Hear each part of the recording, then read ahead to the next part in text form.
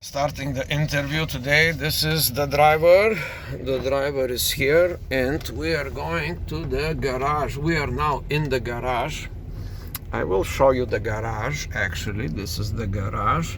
We are on a driving lesson number, I don't know how many. It is like, this driver is... It's been a month. It has been like a month consistently driving. Now she can get out of the garage. That is a big accomplishment. Anyway, so now why we are making this video, to show you how you can learn certain things. That's like our thing, learning new things as fast as possible. So I can talk while you see this unexperienced driver. I believe I do have the gift to make somebody learn faster than can usually do. So how are we going to do that? Well, there is a technology for that, and the technology is, we are about to hit this car. The technology is as follows. You break it down to a smaller pieces, and then you practice on the smaller pieces step by step, and then you put the small pieces together, and after you put the pieces together, you are already a driver. Is this true or true? So that is the basic technology of any learning process, like in the school. Some of the people, like my biohacking friend would say, small steps, baby steps, the baby steps. Yeah, learn to walk, learn to talk, learn to drive, learn to fight, whatever you are into. You're gonna break it into small steps, and then you will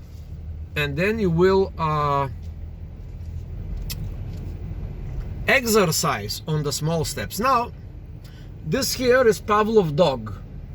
You know, this person is Pavlov dog when it comes to driving, and I'm the Pavlovian. Should I defend myself, or let me just do focus whatever on the road? I can offend you now as much as I can, because I do have the power to control the camera. No. You have the... It's just because focus on the road. I'm driving. That's focus why on the road. using Focus it in the against garage. me. Focus on the garage. See? All right. So now This is a childish technique. it is not a childish technique. It's the way people To learn. yell louder than your opponent. Oh, I hear you.